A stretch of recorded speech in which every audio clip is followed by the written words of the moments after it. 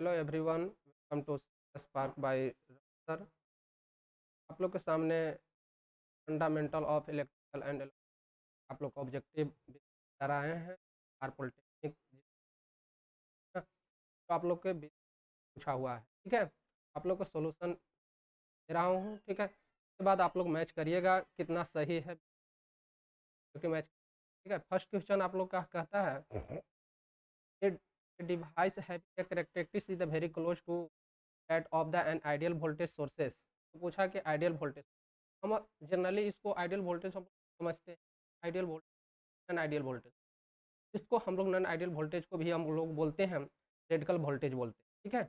तो आप लोग के पूछा हुआ है कि आइडियल वोल्टेज में जो फर्स्ट ऑप्शन दिया हुआ है vacuum diode, Zener diode, transistor, F दिया हुआ है। तो हम लोग जो यूज हम लोग जो करीब होता है, एक में होता है आइडियल वोल्टेज सकता है, वैक्यूम में भी नहीं होता है, जीना डायोड में भी नहीं होता है, ट्रांजिस्टर में भी नहीं, क्या कि ट्रांजिस्टर में भी हम लोग को मिल, एक हमारा पी टाइप्स और एन टाइप्स मिलकर हमारा हमारा ट्रांजिस्टर, ठीक है। उसमें भी हमारा पी एन भी होता है, ए एन पी एन भी होता है, ठीक है। तो उसमें भी हमारा एक ट्रांजिस्टर में नॉन आइडियल होता है। तो इसमें कितना हो जाएगा, तो आपका ऑप्शन हो जाएगा, ठीक है।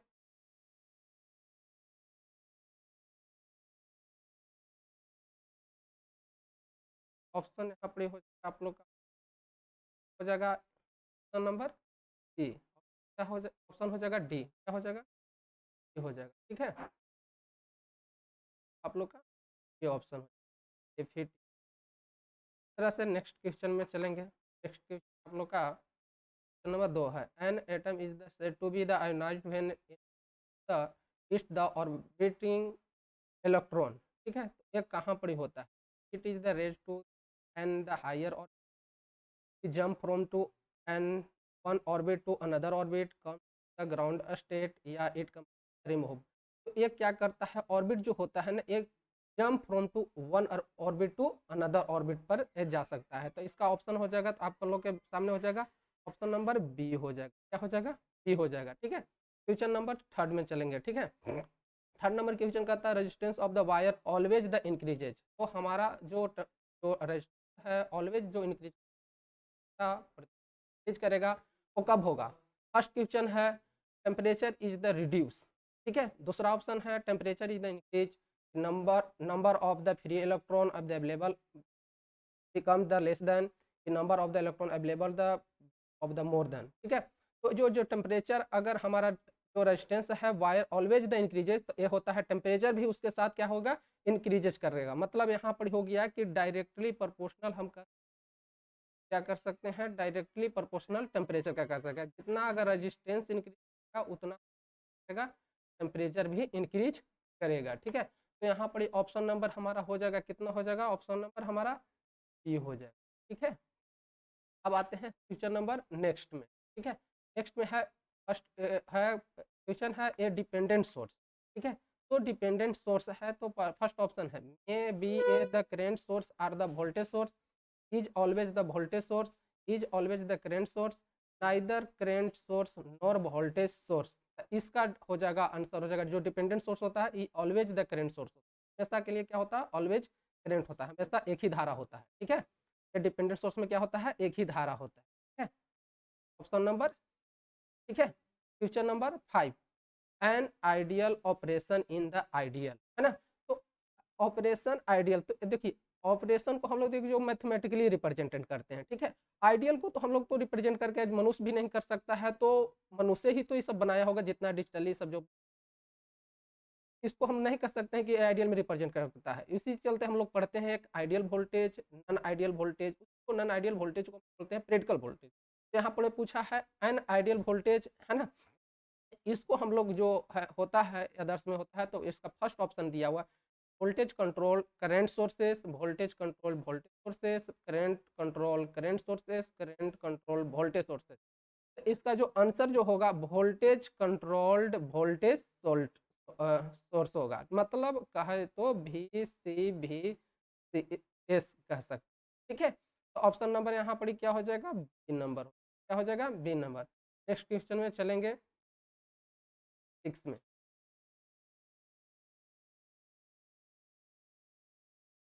ठीक है।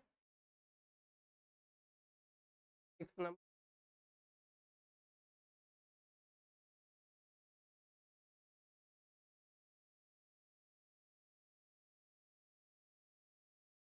हाँ, 6 नंबर क्वेश्चन है, for a step input the output of the integrator. तो एक पूछा कि इंटीग्रेटर जो है इनपुट भी है और आउटपुट इंटीग्रेटर देता है ना। ये फर्स्ट यूनिट से क्वेश्चन दिया हुआ है, ठीक है, जिसमें एक्टिव पैसिव पढ़ना था, है ना। तो हम लोग इलेक्ट्रॉनिक्स के बारे में, तो वहाँ पर इससे पूछा हुआ है। तो उसमें क्या होता है, पल्स जनरेट करेगा या ट्रेंगुलर वेव फॉर्म करेगा या स्पाइक करेगा या ये रैंप होगा, ठीक है। तो वहाँ पर ये होता है, एक रैंप होता है। तो रैंप के बारे में हम लोग ग्राफ भी जानते हैं रैंप का, ठीक है। देखिए रैंप का ग्राफ हम इस तरह से हो सकता है, तो इसके अकॉर्डिंग हम ले लेंगे, ठीक है, और इसके अकॉर्डिंग हम लोग ले लेंगे। टी के फॉर्म में यहाँ पर ही हम लोग रैंप के ले लेंगे, ठीक है। इसको हम लोग इस तरह से रिप्रेजेंटेड हम लोग करेंगे, ठीक है। ये ऑप्शन आपको आप लोग का 4 नंबर की, तो यहाँ पर ही हो जाएगा आपका, हो जाएगा फर्स्ट ऑप्शन दिया pulse, A triangular wave form, A spike, A ramp. तो यहाँ पर आंसर हो जाएगा, इसका हो जाएगा डी और रैंप करें, ठीक है। फिर है 7 नंबर क्वेश्चन में, फिर 7 नंबर देखिए, फिर आगे हमारा आपका सेकेंड यूनिट से the operation can be amplify, है ना, ऑपरेशन एम्पलीफाई, ठीक है। तो एक किस में होता है, ए सिग्नल ओनली में, ए डीसी सिग्नल में, बोथ एसी एंड डीसी में, या नन ऑफ दीज, ठीक है। तो ये जो होता है ऑपरेशन एम्पलीफाई करता है। तो ऑपरेशन एम्पलीफाई में हम लोग देखे हैं कि उसको आउटपुट हमारा सप्लाई हमेशा क्या देता है, 2 देता है, ठीक है। वोल्टेज इनपुट और इनपुट दे सकते हैं, ठीक है, मैथमेटिकली रिप्रेजेंट करता है, ठीक है। तो ये एसी और डीसी दोनों करेगा। ऑप्शन नंबर यहाँ पर क्या हो जाएगा आपका, ये हो जाएगा, ठीक है। एसी और डीसी दोनों सिग्नल ये देता है, कौन, ऑपरेशन एम्पलीफाई, ठीक है। क्वेश्चन नंबर 8 में चलते हैं, logic gate is the electronic circuit which is, क्या हो जाएगा। तो हम लोग इलेक्ट्रिक सर्किट में लॉजिक गेट को रिप्रेजेंट करते हैं। तो ये कैसा होता है, तो पहला ऑप्शन दिया हुआ है, operator on the binary algebra perform to arithmetic and logic function allow how to the electron only the one direction, ठीक है। अगर वन डायरेक्शन की बात बोल रहे हैं तो ये डायोड हो, या डायोड को ही हम लोग क्या बोलते हैं, रेक्टिफायर बोलते हैं, ठीक है। या फिर पूछा है alternate between the 0 and 1 value, ठीक है। तो ये हम लोग जो अर्थमेटिक है, तो वो हमारा 0 1 से हमारा जो लॉजिक गेट को रिप्रेजेंट करता है, और ये फंक्शन हो जाएगा, ठीक है। एक आगे जगह एक लॉजिकल फंक्शन हो जाएगा, ठीक है। ऑप्शन नंबर यहाँ पर क्या हो जाएगा आप लोग का, हो जाएगा लॉजिक गेट और द इलेक्ट्रॉनिक सर्किट में हो जाएगा, परफॉर्म करेगा अर्थमेटिकल और logic function. Option number D हो जाएगा, ठीक है। क्वेश्चन नंबर 8 में चलते हैं, 3 बुलियन ऑपरेटर आर। तो ये बुलियन 3 ऑपरेटर बुलियन में हो जाएगा आपका को हो जाता है, आता है तीन चीज का यूज करते हैं बुलियन ऑपरेटर में। एक होता था और, है ना, एक एंड हो जाएगा, फिर हो जाएगा हमारा नोट हो जाएगा, क्या हो जाएगा, नोट हो जाएगा।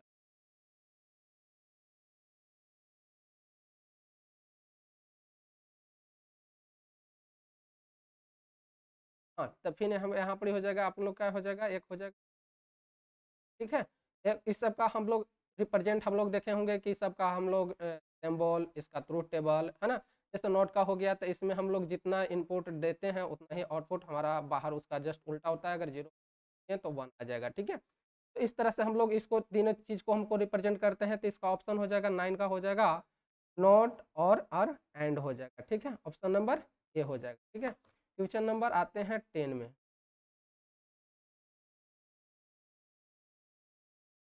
10 नंबर क्वेश्चन में, a magnetic the magnetic materials the exhibit the property of the, है ना, मैग्नेटाइजेशन ड्यू टू। तो यहाँ पर क्या होगा, फर्स्ट ऑप्शन दिया हुआ है speed of the nucleus, spin off the electron, orbit the motion of the electron, फिर ऑल ऑफ द एबव। तो यहाँ जो मैग्नेटिक मटेरियल्स दिया हुआ है इसमें सब चीज़ हो जाएगा। यहाँ न्यूक्लियस भी होता है हमारा, ठीक है, ऑर्बिट के अंदर में होता है ना, न्यूट्रॉन प्लस प्रोटॉन, और इसको होता है इलेक्ट्रॉन होता है।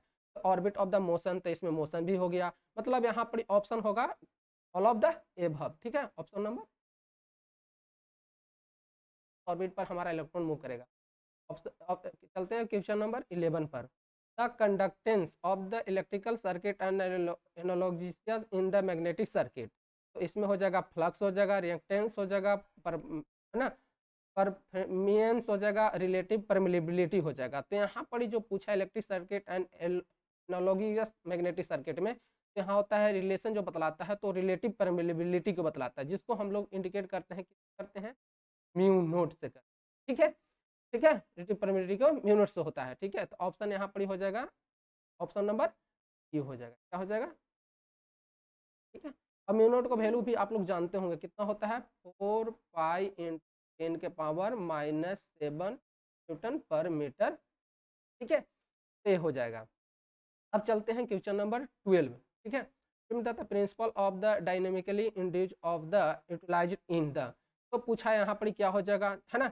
अगर इंडक्टर की बात बोला है तो इंडक्टर को ही हम लोग चौक भी बोलते हैं, क्वाइल भी बोलते हैं, तीन तरह से हम लोग रिप्रेजेंट करते हैं। तो ये पूछा है कि किस प्रिंसिपल पर हुआ करती है, चौक पर, ट्रांसफार्मर पर, क्या कि चौक तो होता नहीं कि चौक का ही नाम दिया गया है आपको इंडक्टर, ठीक है।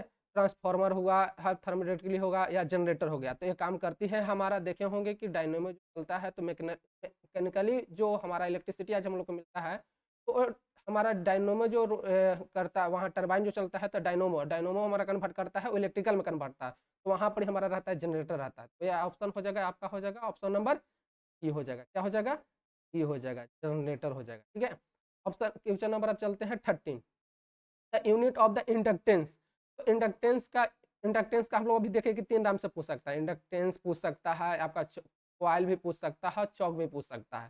तो डायरेक्ट इसका ऐसा यूनिट दिया हुआ है henry, volt second, weber per metre, है ना, area, all of the above. तो इसका हो जाता है इंडक्टेंस का हो जाता है हो जाता है। और इसी को अगर कैपेसिटेंस का पूछ देता है, ठीक है। इंडक्टेंस उसको हम बोल सकते हैं जिसको हमको एनर्जी को क्या करता है, स्टोर करता है, किस में करता है, तो मैग्नेटिक फील्ड में करता है। कैपेसिटर वो भी एनर्जी को स्टोर करता है, तो किस फील्ड में करता है, तो इलेक्ट्रिक फील्ड में करता है। और इंडक्टेंस किस में करता है, मैग्नेटिक फील्ड में करता है। तो उसका डायरेक्ट ऐसा यूनिट पूछा हुआ है, यहाँ पर ऑप्शन नंबर ए हो जाएगा, ठीक है।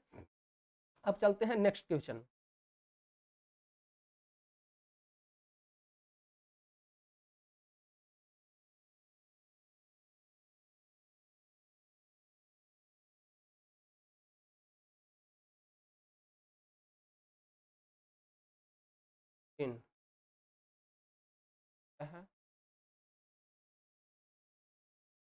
हाँ, 14 नंबर क्वेश्चन में कहता है power factor circuit will be zero, है ना।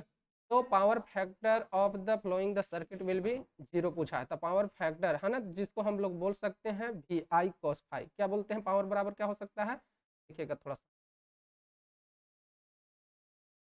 हाँ, तो यहाँ पर पी बराबर हम लोग बोलते हैं वी आई कॉस फाई बोलते हैं। जो फाई हमारा है जो है पावर फैक्टर होता है, ठीक है। फाई को हम लोग पावर फैक्टर बोलते हैं, जिसको हम लोग, इसको फाई जो है हमारा लैगिंग भी कर सकता है और लीडिंग भी कर सकता है, ठीक है।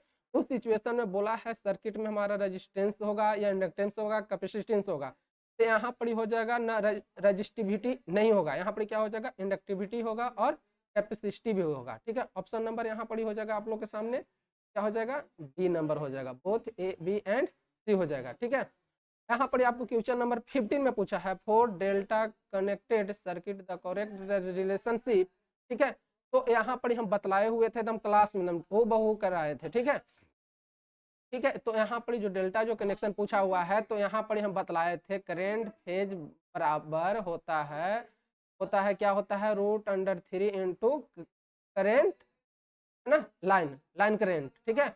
और एक ऑप्शनली यहाँ पर एक हो जाएगा लाइन वोल्ट, है ना, देखिएगा लाइन वोल्टेज बराबर करे, है ना, लाइन करेंट इंटू 3 होगा। तो यहाँ पर दोनों रिलेशन होगा, ठीक है। कहा है कि पूछा हुआ है डेल्टा कनेक्शन के लिए, तो ऑप्शन नंबर यहाँ पर हो जाएगा आप लोग का डी होगा, ठीक है। ठीक है, यहाँ क्या हो जाएगा, डी होगा, बोथ ए, ठीक है, बोथ हो जाएगा, ठीक है, ए एंड बी होगा, ठीक है। वोल्ट अगर वोल्टेज से पूछा हुआ तो है ना, फेज वोल्टेज बराबर फेज, है ना, लाइन वोल्टेज हो जाएगा, ठीक है। Option number A and B होगा, ठीक है। 15 नंबर का ए नहीं होगा, ठीक है।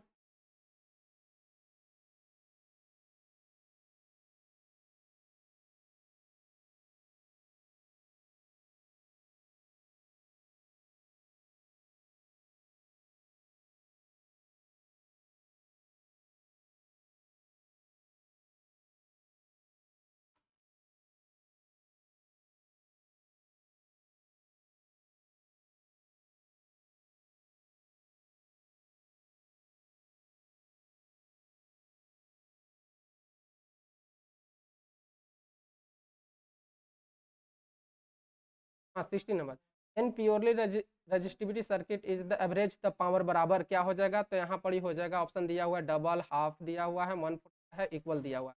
तो यहाँ पर ऑप्शन नंबर क्या हो जाएगा, यहाँ पर 1/2 हो जाएगा, क्या हो जाएगा 1/2 हो जाएगा, आधा हो जाएगा। पूछा हुआ है 70 में, in the ordinary transformer which of the flowing the does not change, है ना, मतलब कि इसमें से कौन सा चेंज नहीं हो पाएगा, ठीक है, ordinary change, voltage, current, frequency, all of the above. तो एक ट्रांसफार्मर में वोल्टेज भी चेंज हो जाता है, करंट भी घटते बढ़ते रहता है और वोल्टेज भी बढ़ते घटते रहता है, ठीक है। अगर हमको ज़्यादा भेजना है वोल्टेज को तो स्टेप अप कर देंगे, कम भेजना है तो स्टेप डाउन कर देंगे, ठीक है। उस तरह से हमारा सिचुएशन पर डिपेंड करता है करंट पर, मगर फ्रीक्वेंसी वहाँ पर चेंज नहीं करता। the iron core of the transformer provided the, है ना, challenging path in the main flux। तो यहाँ पर क्या हो जाएगा, हाई रिएक्टेंस हो जाएगा, लो रेजिस्टेंस होगा, या हाई कंडक्टेंस या लो रिएक्टेंस हो जाएगा। यहाँ पर ऑप्शन नंबर क्या हो जाएगा, लो हो जाएगा, लो रिएक्टेंस। क्वेश्चन नंबर 19 कहता है when the mechanical power of the develop is the motor of the maximum, ठीक है। उस सिचुएशन में हमारा क्या होगा, फर्स्ट ऑप्शन है back EMF apply the voltage, back EMF equal to the zero, back EMF equal to half of the applied the voltage की not of the above. तो यहाँ पर ऑप्शन नंबर आंसर हो जाएगा back EMF equal of the half applied the voltage, ठीक है, ठीक है, ऑप्शन नंबर ठीक है। Question number,